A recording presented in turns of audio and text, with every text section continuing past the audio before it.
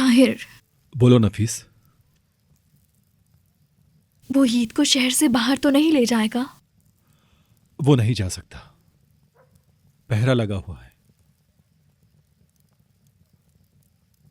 वो जैसे ही घर से बाहर निकलेगा हमें पता चल जाएगा। तुम सच कह रहे हो ना? हाँ बिल्कुल सच कह रहा हूं, डरो मत। नजीब के कत्ल से आसिया भाभी के अगवा होने तक, हत्ता कि तुम्हें गोली मारने तक सब कुछ उस कमीने ने किया, लेकिन मैं कुछ भी साबित नहीं कर पा रहा हूं। ये बात मुझे पागल कर रही है। मैं चैन से नहीं बैठ सकता। हम उसे अच्छी तरह जानते हैं। तुम कह रहे हो वो नहीं ले जा सकता, लेकिन वो रास्ता तलाश कर लेता है। मुझे डर है कि कहीं वो ईद को ले ना जाए। नफीस,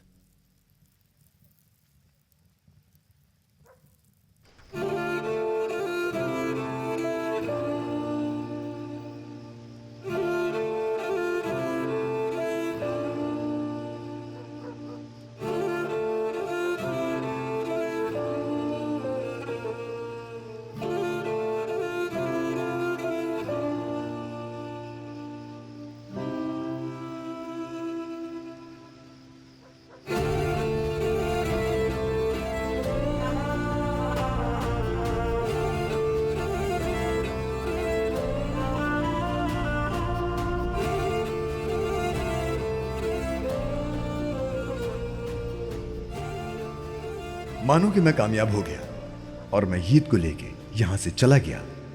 बरस बीत गए और ईद एक बड़े आदमी के तौर पर तुम्हारे सामने पेश हुआ और उसने तुमसे पूछा, अम्मी, मेरे बाबा ने आपको कहा था कि साथ चलो, लेकिन आप नहीं आई।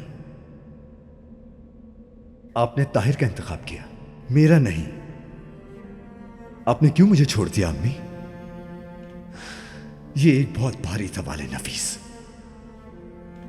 तुम्हें उसका एक बहुत ही अच्छा जवाब तलाश करने की जरूरत है।